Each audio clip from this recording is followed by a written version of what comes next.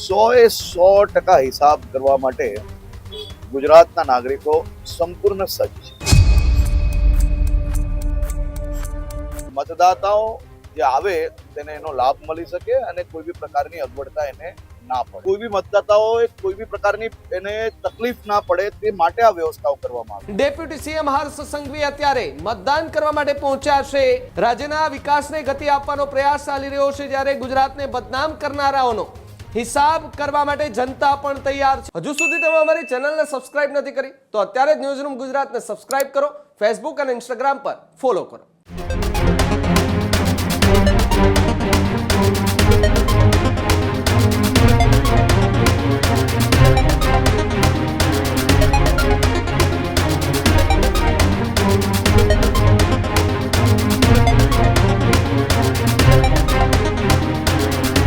ગુજરાતમાં સ્થાનિક સ્વરાજ્યની ચૂંટણીનો જંગ અને રંગ બંને જોવા મળી રહ્યો છે અને સ્થાનિક સ્વરાજ્યની ચૂંટણી માટે મતદાન કરવા માટે લોકોની લાંબી કતારો જોવા મળી રહી છે. ત્યારે નાયબ મુખ્યમંત્રી હર્ષ સંઘવી અત્યારે સુરત ખાતે પોતાનો મતાધિકારનો ઉપયોગ કરીને મતદાન કરવા માટે પહોંચ્યા છે.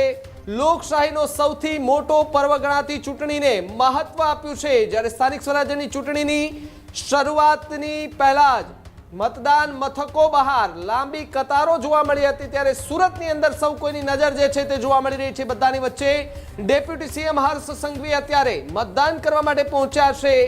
સાથે જ રાજ્યભરના લોકોનો આભાર વ્યક્ત કરતા ડેપ્યુટી સીએમ હર્ષ સંઘવી જોવા મળ્યા છે. બીજી તરફ જો વાત કરવામાં આવે તો તેમણે ત્યાં નિવેદન આપ્યું છે અને કહ્યું છે કે આજના દિવસે રાજકીય ચર્ચાઓથી દૂર રહેવું. ગુજરાતની જનતા અને ટીમ એક ગુજરાત જે છે તે એક નવો ઇતિહાસ રચવા માટે જઈ રહી છે. રાજ્યના વિકાસને ગતિ આપવાનો પ્રયાસ ચાલી રહ્યો છે, જ્યારે ગુજરાતને બદનામ કરનારાઓનો હિસાબ કરવા માટે જનતા પણ તૈયાર છે. જ્યારે ગુજરાતને બદનામ કરનારાઓ સામે લોકોમાં અત્યારે આક્રોશ જોવા મળી રહ્યો છે. છાશ અને લીંબુ પાણી જેવી સુવિધાઓ પણ ત્યાં ઉપલબ્ધ કરી દેવામાં આવી હોવાની વાત જે છે તે સામે આવી રહી છે. મતદાતાઓને સરળતા મળી રહે તેવી વ્યવસ્થાઓ જે છે તે ખાસ કરીને ત્યાં કરી દેવામાં આવી છે.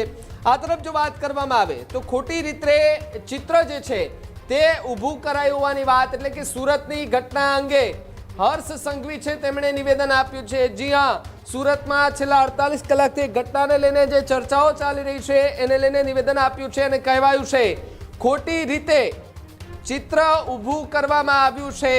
અલથાણ ઘટનાને લઈને એક ઓડિયો જે છે તે વાયરલ થયો હતો, જે ઓડિયો હજી સુધી ડેપ્યુટી સીએમે કહ્યું કે મારા સુધી નથી પહોંચ્યો, મેં નથી સાંભળ્યો, પરંતુ હાલ જે છે તે તપાસ ચાલી રહી છે. ત્યારે સ્થાનિક સ્વરાજ્યની ચૂંટણીનો માહોલ અત્યારે જોવા મળી રહ્યો છે અને ઠેર ઠેર જગ્યાએ મતદાન કરવા માટે લોકો મતદાન મથક ખાતે પહોંચી રહ્યા છે.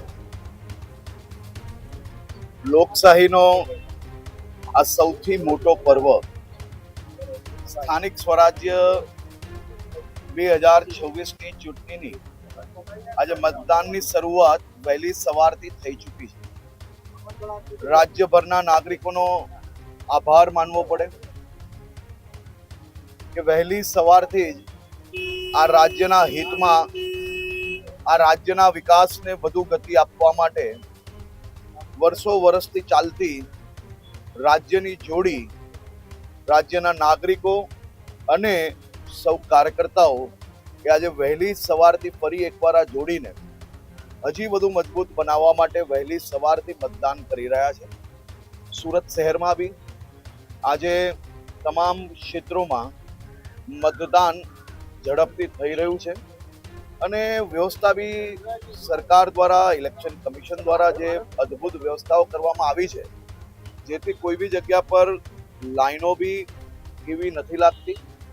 સાથે સાથે ગરમી હોય તો ORS થી લઈને, પાણીથી લઈને છાશ, લીંબુ પાણી, આ બધી જ વ્યવસ્થાઓ જે અલગ અલગ જગ્યા પર કરવામાં આવી છે, જેથી સીધો મતદાતાઓ જે આવે તેને એનો લાભ મળી શકે અને કોઈ બી પ્રકારની અગવડતા એને ના પડે.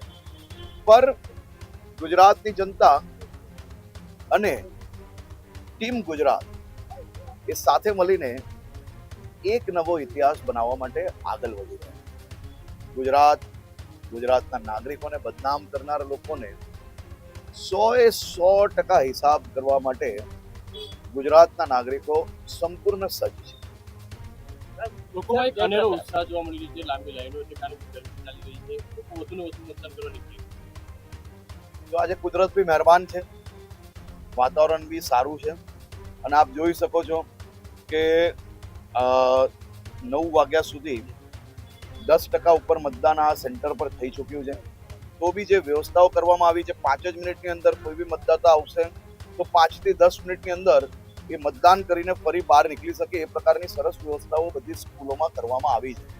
એટલે મતદાતાએ જરા બી ચિંતા કરવાની જરૂર નથી કે ગરમીમાં કેટલું ઊભું રહેવું પડશે, શું થશે, એવી કોઈ પરિસ્થિતિ નથી. ખૂબ સારી પરિસ્થિતિ છે, ખૂબ સારી વ્યવસ્થા છે.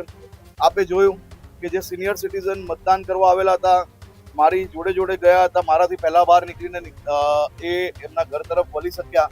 એટલી સરસ વ્યવસ્થાઓ કરવામાં આવી છે સિનિયર સિટીઝનો માટે. ખાસ કરીને જે સિનિયર સિટીઝન ચાલી નથી શકતા તેના માટે વ્હીલચેરની વ્યવસ્થાઓ, આવા લઈ જવા માટેની વ્યવસ્થાઓ, આ બધી જ જે વ્યવસ્થાઓ કરવામાં આવી છે જેથી કોઈ બી મતદાતાઓએ કોઈ બી પ્રકારની એને તકલીફ ના પડે તે માટે આ વ્યવસ્થાઓ કરવામાં આવી. અને બેફિકર તમામ લોકો પોતપોતાના ઘરેથી નીકળીને મતદાન સેન્ટર તક જઈ શકે છે. કોઈ પ્રકારની અગવડતા નથી. બધી જ જગ્યા પર પંખાઓની વ્યવસ્થા, બધી જ જગ્યા પર ORS, પાણી, લીંબુ પાણી, આ બધી જ વ્યવસ્થાઓ છે જેથી તમે જશો તો લોકશાહીના આ ઉત્સવનો આનંદ માણી શકશો. પરંતુ લોકશાહીના ઉત્સવના કારણે તમને કોઈ તકલીફ ના પડે તેવા દ્રશ્ય આખા ગુજરાતમાંથી હમણાં આવી રહ્યા છે. તમે જે અપીલ કરી હતી મતદારોને સાચા પૂરેપૂરી ગુજરાતના નાગરિકોના હિતમાં જ હંમેશા અમારો સહયોગ હોય અને આ રાજ્યના નાગરિકો એ ટીમ ગુજરાત છે.